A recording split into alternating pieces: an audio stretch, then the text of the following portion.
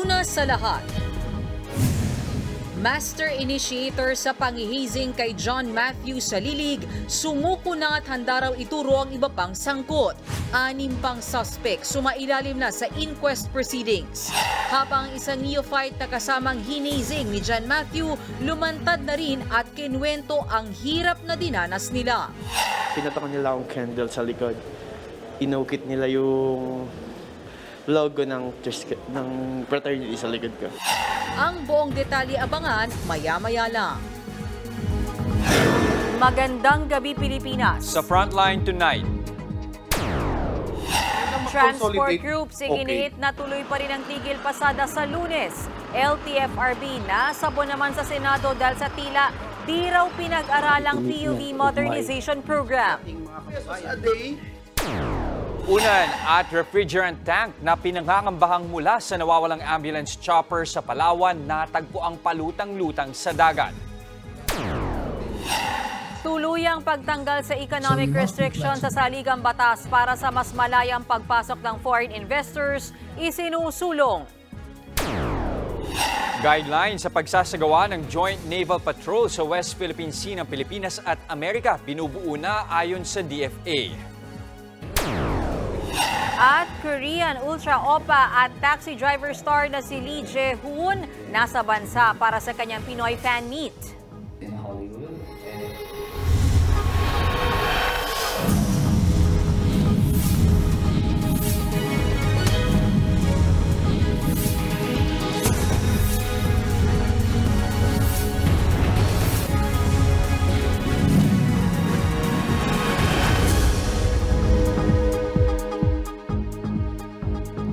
Inatasan ni Transportation Secretary Jaime Bautista ang LTFRB na magluwag sa requirements sa PUV Modernization Program.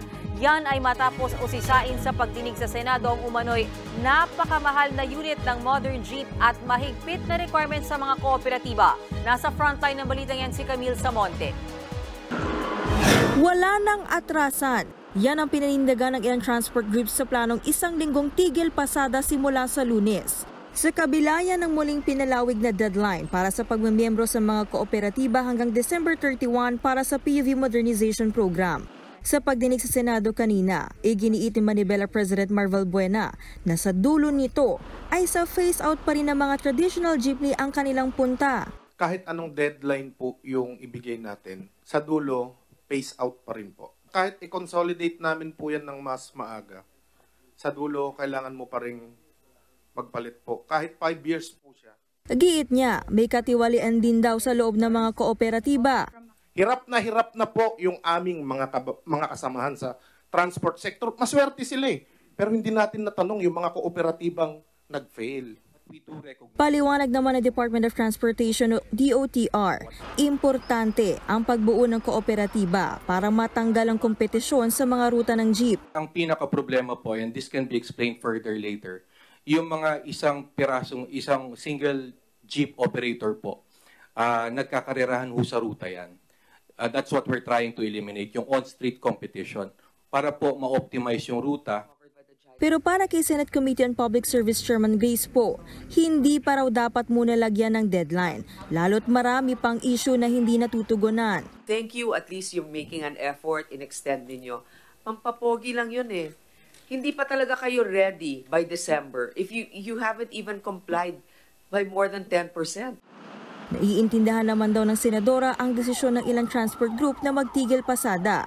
Pero tanong niya, kakayanin bang serbisyohan ng Land Transportation Franchising and Regulatory Board o LTFRB ang mga commuter na maaapektuhan nito? Kayang-kaya po namin punuan yan.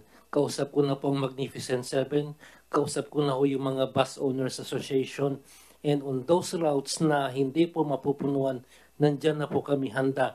Even for the peace and order, kausap na po namin ng PNP at saka mga local government units. We are ready for next week. Bago nito, pinuna ni Senate Majority Leader Joel Villanueva ang itinakdang minimum requirement ng LTFRB sa mga kooperatiba na dapat ay may 15 units kada ruta. Times sa 2.4 million na, wag na sa 2.8. 2.4 million, that's 36 million, Madam Chair. Naiibang ba tayo na yung 650 pesos a day, pinagsama-sama natin, tapos sabihan, Ma-modernize namin kayo. Can you come up with 36 million pesos? Nagkakahalaga mula 2.4 million hanggang 2.8 million pesos ang kada unit ng modern jeep. Para sa senador, masyadong mahal yan. 650 pesos kinita ko araw-araw. Isa lang ang aking jeepney. 2.8 million yung bibiling kong unit. How do you want me to go over this and say, sige, magsama, sabi nyo, magbuo kayo ng cooperative. Samantala, inatasan naman ni Transportation Secretary Jaime Bautista ang LTFRB na magluwag sa kanilang requirements para sa PUV Modernization Program. Sinabi rin niya na nakikipag-ugnayan na siya sa mga driver at operator tungkol sa usapin. Nagbabalita mula sa Frontline, Camille Samonte, News 5. Nakahandang suspendihin ng Metro Manila Development Authority ang number coding sa Lunes, oras na matuloy ang transport strike. Yan ang pinag-aaralan ng ahensya hanggang bukas. Ayon kay MMDA Chairman Romando Artes, pinaiimbentaryo na rin daw nila sa lahat ng 17 LGU sa Metro Manila ang kanilang mga sasakyang pwedeng magbigay ng libreng sakay sakaling matuloy ang tigil pasada. Pero paglilinaw niya, hindi rin daw nila pwedeng basta i-deploy agad ang mga sasakyang magbibigay ng libreng sakay. Kawawa raw kasi ang mga tsuper na hindi lalahok sa protesta. Just make them available na in case na merong mga mai-stranded na mga pasahero, we can immediately send augmentation buses or transportation means. Mas mabuti na po yung handa tayo kaysa naman mabulaga tayo na maparalisa yung public transport. Pinatututukan din ng MMDA kasama ang Metro Manila Council ang seguridad ng mga tsuper na di sasali sa protesta. May mga ulat daw kasi noon na nakararanas umano ng panghaharas sa mga driver na mas piniling mamasada. Bubutasin yung kanilang gulong. Yun lamang po yung concern nila na sana sa hindi nila pagsama dito sa welga na ito ay maproteksyonan sila sa kanilang pagbiyahe. Dalawang gamit na pinaniniwalaang mula sa nawawalang helicopter sa Palawan ang nakitang palutang-lutang sa dagat malapit sa bayan ng Balabac. Sanib puwersa na ang Philippine Air Force, Philippine Navy at Philippine Coast Guard para mahanap ang 5 sakay nito. Nasa frontline ng balitang yan si Brian Castillo. Sirang unan at isang tangke ng refrigerant gas. Yan ang na-recover ng search and rescue team na naghahanap sa nawawalang LOB o ambulance helicopter sa Balabac, Palawan. Nakita ito sa layong 13.64 nautical miles mula sa bayan ng Balabac. Kinumpirma naman ng QHIN ng pasyenteng sakay ng nawawalang chopper na pagmamay-ari nito ang unan, habang posibleng gamit naman sa helicopter ang nakitang tangke. Sanib puwersa na ang Philippine Air Force, Philippine Navy at Philippine Coast Guard sa paghahanap sa LOB na pagmamay-ari ng NGO na Philippine Adventist Medical Aviation Services o PAMAS. Nasa gitna ng isang medical mission kahapon ang chopper nang mawala. Sakay nito ang Chinese-American volunteer pilot na si Daniel Louis, Amerikanong nurse na si Janelle Adler, ang pasyente nilang katutubo na si Kairuniza Hamja, kasama ang kaanak niyang sina Surga Hamja at Jijan. Sabi ng Palawan PDRRMO, 7:30 a.m., umalis sa hangar ng Brooks Point ang LOB. Dumiretso ito sa malayong isla ng Mangsi na malapit na sa Malaysia. Bandang alas 9 ng umaga, naka-take off pa raw ang helicopter. Hanggang sa mawala na ng signal, bandang 9:30 a.m. Nawala na lang po, hindi nakapag-radyo. Lahat po ng ay sa kanilang base ay nagsasend sila ng kanilang location. Lahat ng chopper naka-built-in po ata yan. Pero ito ay after barely siguro mga 28 to 30 minutes ng kanyang take-off ay nag-stop mag-send ng location. Sa naunang report ng Civil Aviation Authority of the Philippines o CAAP at ang Philippine Coast Guard, na-detect pa nila ang LOB bandang alas 12 ng tanghali kahapon sa layong 35 nautical miles silangan ng Balabac. Sabi ng AFP Western Command, walang lupang madaraanan ng chopper kaya sa dagat lang ito posibleng napadpad. Accordingly po ay malakas din po yung hangin po doon sa lugar. About 10 to 15 knots po yung hangin po doon sa area. Hindi naman po nabanggit po na maulan doon sa lugar, yun nga po, malakas po yung hangin at ma-cloudy. Sa isang pahayag, sinabi ng PAMAS na 5 aircraft din nila ang tutulong sa paghahanap. So we landed on the mountain and picked up a 20-year-old young man who been suffering for about a week, but he's... Ang Palawan Provincial Government umaasang maililigtas ang lahat ng sakay ng nawawalang helicopter. Lalo't malaki rin ang ambag ng Yellow Bee na nagsisilbing ambulansya sa mga liblib na lugar ng Palawan. Malaking tulong po ito sa amin. Ito po ang tumutulong doon sa mga patient na kailangang dalhin sa hospital na nasa off-grid, na walang ibang means of communication except evacuation or airlift. So mostly mga island, itong mga chopper ay ginagamit doon sa mga areas na walang airstrip. Nagbabalita mula sa Frontline, Brian Castillo, News 5. May go signal na ng Sugar Regulatory Administration para ilabas sa pantalan ang kinekwestiong batch ng imported na asukal na pumasok sa bansa kahit walang sugar order. Nangangamba tuloy ang grupong Sinag na lalakas ang loob ng mga smuggler. Nasa frontline ng balitang yan si Shaila Francisco. Sa gitna ng kontrobersyal na pagpasok ng imported na asukal sa bansa, kahit wala pang Sugar Order No. 6, iniutos na ng Sugar Regulatory Board na i-release ang mga ito. Nasa Port of Batangas pa rin kasi ang mahigit 200 container van ng mga asukal kahit noong February 9 pa ito dumating. Sa kumalat na memo na ito, mismong sa Department of Agriculture Senior Undersecretary Domingo Panganiban ang nag-utos sa SRA noong Lunes na mag-issue na ng clearance para sa dumating at darating pang imported na asukal mula sa 3 importers. Kaya sa parehong araw, sumulat ang SRA sa Bureau of Customs ng Batangas para ilabas na ang mga dumating doon na asukal sa consignee nitong All Asian Counter Trade Incorporated. Pirmado yan ni SRA Administrator David Alba. Ang mga sulat na yan, legal ayon sa SRA at Department of Agriculture. Clearance na, tapos na. Binigyan na clearance ng SRA. Based on the look and everything, it is valid because it's the administrator who signed it. Sabi ng DA at SRA, ang mga dumating na asukal ay maituturing na bahagi ng Sugar Order No. 6.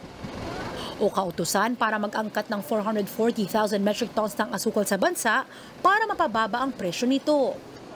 Matatanda ang lumabas ang Sugar Order 6 noong February 15, halos isang linggo matapos dumating sa Batangas ang unang batch ng mga imported na asukal. Ang maagang pagpasok ng mga asukal kahit wala pang sugar order ang kinekwestiyon ni Senator Risa Ontiveros. Kaya ang hiling daw na clearance ng DA ay pruweba na may kinalaman ng gobyerno sa kartel at smuggling ng asukal. Sabi ni dating SRA Administrator Rafael Coscoloela, pwedeng makasuhan si Yusek Panganiban dahil sa irregularidad. You cannot help but question the possibility of a secret deal made with those 3 traders, no? Because the whole transaction behind these allocations of imported sugar, parang sikreto kasi nalaman lang natin nung nagawa na, no? And then now they try to regularize the importation by virtually forcing the SRA to issue the release orders. Pangamba ng grupong Sinag, magpapalakas pa ito ng loob ng mga smuggler. Baka maging precedent ito, gagaya lahat yung pumasok bago yung import permit. Pinabulaanan naman niya ni Panganiban. Siguro nangyayari dahil ito ngayon lang namang ginawa ito dahil may short po na sugar. Naunang sinabi ni Panganiban na may basbas ni Executive Secretary Lucas Bersamin ang maagang importasyon. Paglilinaw naman ng SRA, sa mga warehouse muna ang bagsak ng mga asukal. Kailangan pa raw ng panibagong kautusan para mailabas ang sugar supply sa mga palengke. Sa ngayon, aabot na sa halos 17,000 metric tons ang dumating na imported na asukal sa bisa ng Sugar Order 6. Oras na may labas ito sa merkado, inaasang bababa ang presyo ng asukal sa 80 to 85 pesos mula sa kasalukuyang 87 hanggang 110 pesos kada kilo. Nagbabalita mula sa Frontline, Shaila Francisco, News 5. Sunod, master initiator sa hazing ng Adamson student na si John Matthew Salilig, sumuko na. Oil spill mula sa MT Princess Empress kumalat na sa ilang bayan sa Oriental Mindoro. Kargang industrial fuel ng barko humalo na rin. At lalaking mahigit 1 buwan nang nawala sa gubat sa Bolivia, natagpuan na. Magbabalik pa ang Frontline tonight.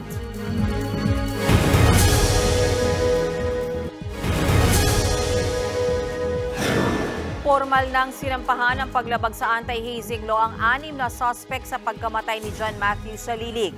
Pero sasailalim muna sa preliminary investigation ang mga suspect para matimbang kung may sapat na basihan para iakyat sa korte ang kaso. Nasa frontline ng balitang yan si Marlene Alcaide. Bago pa man sumuko si alias Ting na master initiator sa initiation rites sa hazing victim na si John Matthew Salilig. Dinala muna kaninang umaga sa Department of Justice ang unang 6 na suspects para isailalim sa inquest proceedings. Nakaposas at gwardyado ng mga pulis ang 6 nang dumating sila sa DOJ.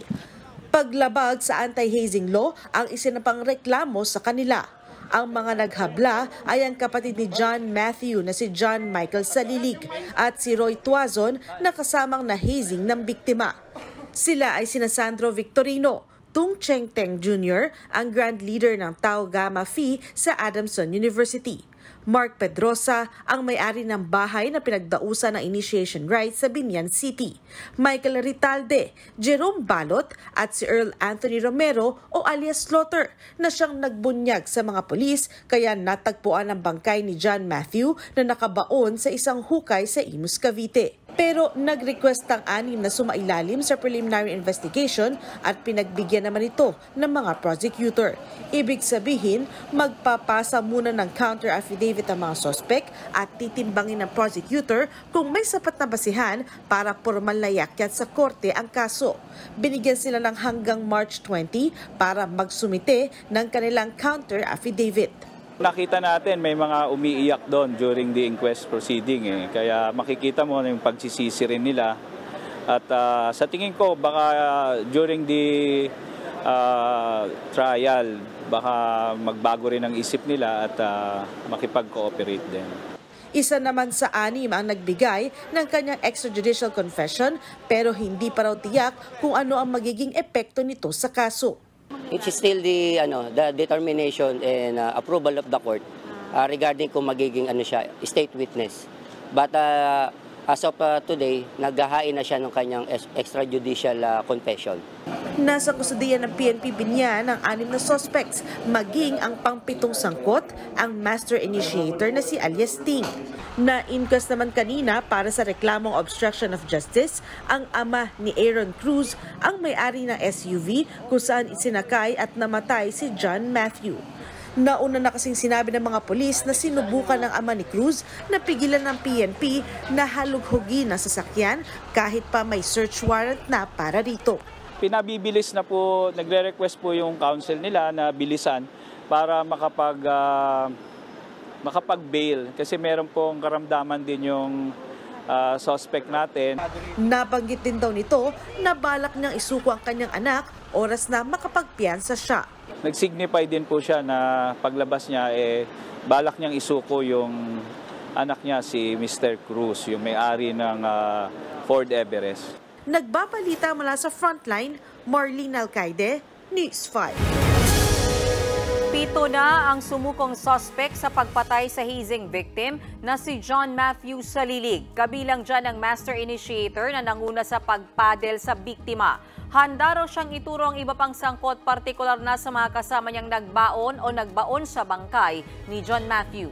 Matindi ang dinanas na paghihirap ng biktima na mahigit 70 beses pinadel na mga ka-frat ayon mismo sa isang neophyte na kasama niya noon. Pag-amin pa ng isa sa mga suspect na parami sila ng hampas kay Salilig. Nasa frontline ng balitang yan si Gary De Leon. Hindi sa mga pulis kundi kay mismong Cavite Governor John Vic Remulla, sumuko si Daniel Perez alias Sting. Siya ang master initiator o nanguna sa initiation rites ng biktimang si John Matthew Salilig. Si Perez ang isa sa mga bumuhat sa bangkay at nagturo kung saan maaring ibaon si John Matthew. Lumatad na siya dahil sa takot, lalo't isa-isa nang sumusuko ang mga kafrat niya. Tumangging magpa-interview si alias Sting, pero handa raw siyang ituro kung sino ang nag-utos ng ibaon sa lupa ang bangkay ni John Matthew. Sabi po niya, meron daw po isa nagsabi sa grupo nila na ilibing na lang. Ayaw naman po niya sa umpisa na tumutol dahil baka naman po siya mapaginitan. Kaya along the way, nakipag-participate po siya. Pampito si alias Sting sa mga sumukong suspect. Kagabi pa sumuko sila Tung Cheng Teng Jr., ang grand leader ng Triskelion sa Adamson University. Mark Pedrosa ang may-ari ng bahay na pinagdausan umano ng initiation rites. Michael Retalde, James Balot, Sandro Victorino at Sir Earl Anthony Romero alias Slaughter na siyang kumanta sa mga pulis kaya natagpuan ang bangkay ni John Matthew na nakalibing sa Imus, Cavite. Positibo silang kinilala ni Roy Tuason de la Cruz, ang neophyte na kasama ni John Matthew sa nangyaring hazing noong February 18. Gusto ko po matulungan ko yung family rin ni Match to meet the justice. And also, gusto ko rin po managot kung sino yung dapat managot. Tugmaan sa laysay niya sa mga naunang siniwalat ni alias Slaughter. Nasaksihan mismo ni De La Cruz ang pagpalo ng mga frat member kay John Matthew. Mahigit 70 palo raw ang sinapit nila. Hinagupit din daw sila ng sinturon at pinatakan ng kandila. Pinatakan nila akong candle sa likod. Inukit nila yung logo ng fraternity sa likod ko. Okay. And the belt whipping is tinanggal nila yung mga pinatak na candle sa likod ko gamit yung belt. Pinapalo nila ako. Para naman kay alias Slaughter na tumayong ninong ni De La Cruz sa pagpasok sa fraternity. Masyadong marami ang hampas na ginawa kay John Matthew. Sa root chapter ko is 24 lang. Then pagdating sa ADO is back to 0. Then iba din yung bilang ng count ng bigay nila. So napadami? Madami. Nang matapos daw ang hazing, maayos pa raw ang lagay ni John Matthew. Pero pagpunta ng ilang miyembro ng frat sa isang bahay sa Parañaque, kasama sina John Matthew at neophyte na si De La Cruz. Dito na nawala ng malay si John Matthew. Nakiusap si De La Cruz na dalhin sa ospital si John Matthew, lalo't mayroon pa umano siyang pulso. Pero nagalit daw ang ilan nilang brad dahil sila ang madedelikado. Ayon naman kay alias Slaughter, una raw naisip na itapon ang bangkay sa dagat o sunugin. Pero wala raw naglakas ng loob na gawin ito hanggang sa nagdesisyon na ngang ilibing si John Matthew. Base sa medical legal report, nagkahematoma o pamumuo ng dugo sa 7 bahagi ng katawan ang biktima. Tadtad din siya ng pasa mula hita hanggang dibdib. Severe blunt force trauma to the lower extremities ang kanyang ikinamatay. Kanina binalikan ng Soko ang second floor ng bahay sa Barangay Casile sa Binyan, Laguna kung saan nangyari ang hazing. May mga nahanap din daw silang ebidensya pero hindi na muna ito ibinahagi sa media. Sumailalim na rin sa forensic examination ang SUV kung saan isinakay ang bangkay ng biktima. Patuloy rin ang pagsisiyasat ng mga pulis sa mga nakalap nilang CCTV. Kabilang ang kuwang ito kung saan makikitang hawak ng demotorsiklong frat member ang paddle na ginamit sa initiation rites. Bukas inaasang susuko ang 10 pang person of interest sa pagpatay kay John Matthew. Nagbabalita mula sa frontline, Gary De Leon, News 5. Nanindigan ng Public Attorney's Office na hindi nito ipagtatanggol ang mga suspect sa anumang kaso ng hazing. Sinabi yan ni PAO Chief Persida Acosta kasunod ng pagkamatay sa hazing ng Adamson University student na si John Matthew Salilig. Sabay din yan sa pagpresenta niya kanina sa naulilang pamilya ng isa pang biktima ng hazing ng Tau Gamma Fraternity sa Cebu. Nababahala si Acosta sa dumaraming kaso ng hazing na sangkot ang nasabing frat kaya wala raw itong aasahang tulong mula sa kanila. Pareho pong involved, Tau Gamma. Ang gagaling nila. Fraternity, brotherhood ba yan? Bubugbugin mo ng bongga? Ang balita ay may inuman na nangyayari dyan eh. Hindi lang inuman, may mga kung ano-anong pinaglulunok yan. Kaya nagiging halimaw. Ang lakas ng loob nilang mambugbog, tapos ngayon lalapit sa PAO. Gagawa kayo ng krimen, tapos gusto nyo PAO. Pagtanggol kayo. Hindi napatayan, pinatay. Simula 2006 hanggang February 2023, nasa 2 dosena ang nasawi sa hazing ng Tau Gamma. Kaya hirit ng PAO, dapat mas mabigyan ng pangil ang anti-hazing law. Dapat kumilos ang ating pamahalaan, hindi lang ekotibo, legislative body. Dapat ang punishment dyan ay talagang ipairal, reclusion perpetua sa mga involved. Walang death penalty. Sa ibang balita, umabot na sa ilang bayan sa Oriental Mindoro ang tumagas na langis mula sa lumubog na oil tanker na MT Princess Empress. Ipinagbabawal na ang pangingisda sa Nawan dahil sa tumagas na langis. Nasa frontline ng balitang yan si Elaine Fulgencio. Maitim, makapal at mabaho. Ganyan inilarawan ng Philippine Coast Guard ang tumagas na langis mula sa lumubog na MT Princess Empress sa Nawan, Oriental Mindoro nitong Martes. Karga ng barko ang 800,000 liters na industrial fuel. Ligtas na ang 20 crew na sakay nito. Ang problema, nahaluan na ng industrial fuel ang nauna ng tumagas na diesel na gamit ng barko. Ayon sa Department of Environment and Natural Resources o DENR, umabot na ang tumagas na langis sa dalampasigan ng Pola, Pinamalayan, Gloria at Bungabong. Sinimulan na rin daw ang coastal clean-up sa mga nasabing dalampasigan. Sa tansya naman ng PCG, umabot na sa humigit kumulang 6 na kilometro ang haba ng oil spill. What is important is, number one, to determine the extent and contain the spread of the oil.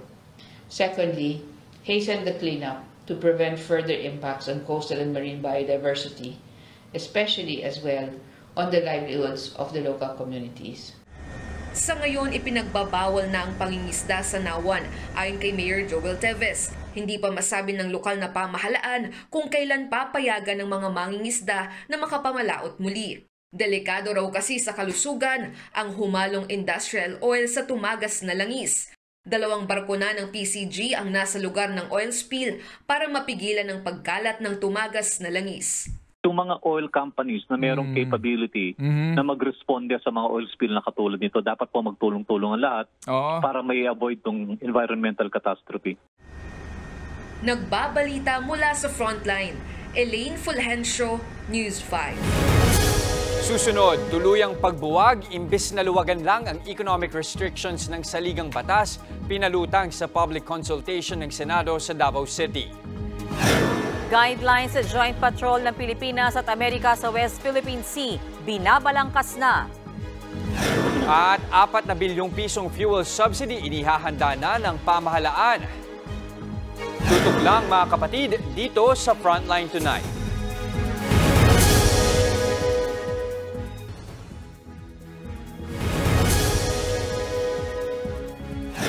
Pinalutang ng Canadian Chamber of Commerce of the Philippines ang tuluyang pagtanggal sa economic restrictions sa saligang batas. Sagot naman ng lokal na grupo ng mga negosyante, lugi dyan ang mga Pinoy. Narito ang aking report. Walang kumontra sa isinusulong na pagluluwag ng economic provisions ng saligang batas sa unang public consultation ng Senado tungkol sa charter change na ginanap kanina sa Davao City. Pero hirit ng Canadian Chamber of Commerce in the Philippines, mas mainam nang tanggalin na ang lahat ng economic restrictions sa ating konstitusyon para sa malayang pagpasok ng foreign investors. We believe, in fact, that the best position would be to delete the economic provision, all of them from the Constitution, and reset this in laws approved by the Congress. If that is not possible, we support the position that is basically taken in the resolutions, that you should add unless otherwise provided by law. Umalma naman ang Davao City Chamber of Commerce. Baka madihado naman daw kasi ang maliliit na negosyo sa bansa. And medium-scale businessmen compose 99% of the total businessmen in the Philippines. Are we going to compromise our people for them to enter? No. But do we need foreign direct investment? Yes. But it's not all industry. Which one do you want to focus on? Those that are monopoly or duopoly? Kung maari, dapat daw ay para sa malalaking kumpanya lang ang pagluluwag ng economic restrictions. Makatutulong daw kasi ito na mabigyan sila ng kompetisyon at mapababa ang presyo ng serbisyo at produkto.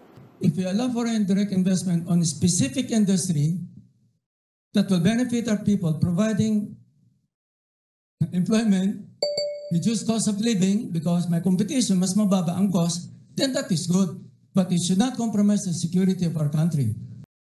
Sa ilalim ng 1987 Constitution, limitado lang sa mga Pilipino ang ownership ng mass media, small-scale mining, private security agencies, mga sabungan at ang paggawa at distribution ng nuclear, biological, chemical at radiological weapons.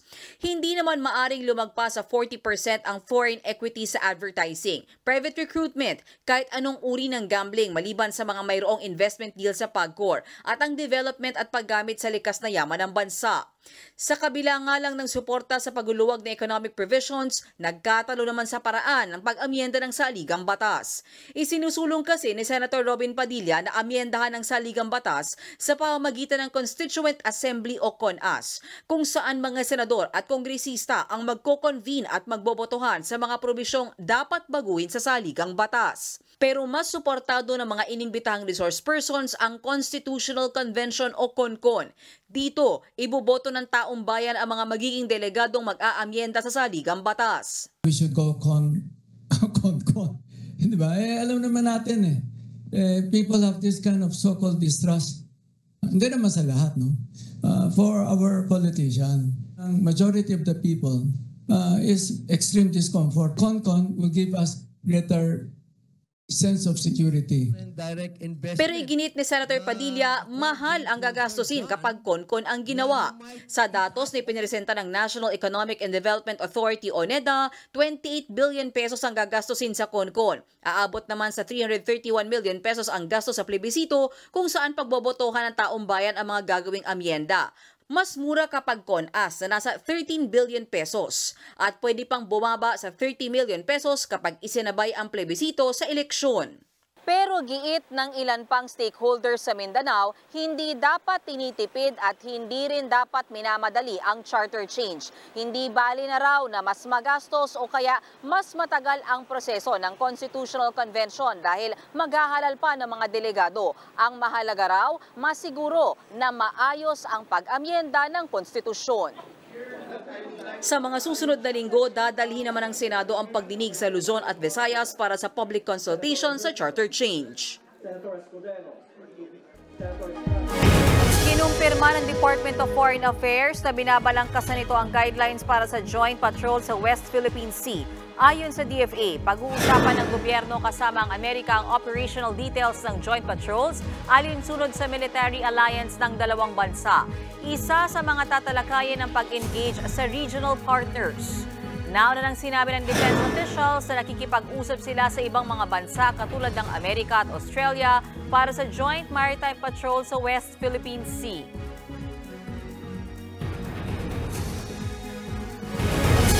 Pasadaan naman natin ang iba pang balita sa Frontline.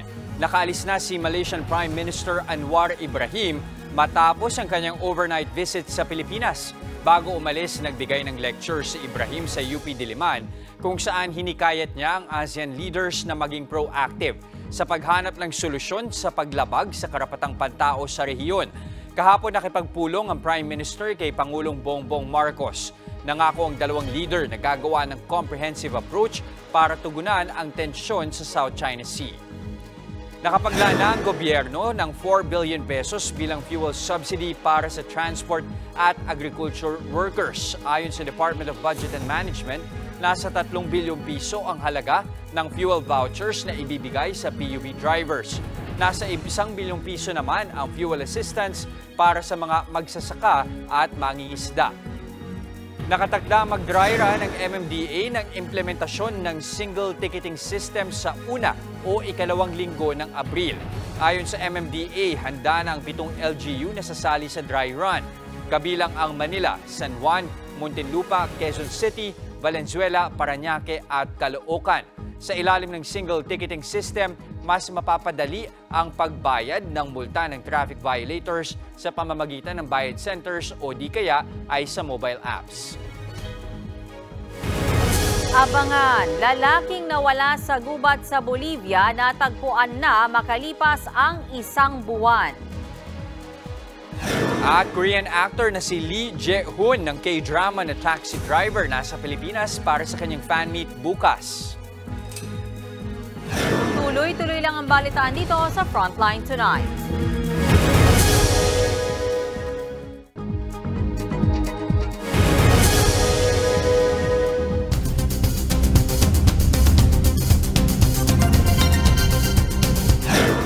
Frontline News Abroad, kaya mo bang makasurvive mag-isa sa gubat sa loob ng isang buwan?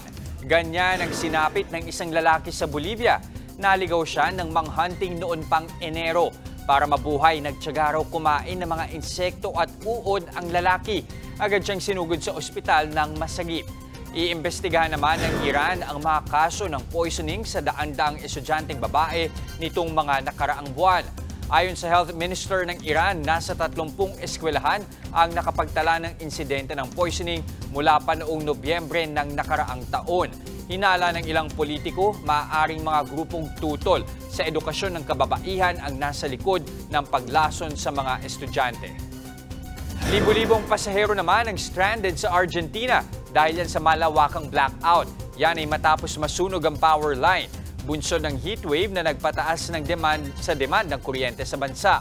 Dahil dito, delayed at suspended ang ilang biyahe sa ilang tren at subway.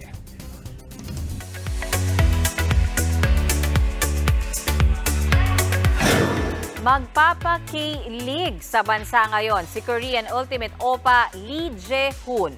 Hindi ito ang first time niya sa Pilipinas at siguradong hindi rin ito ang huli niya.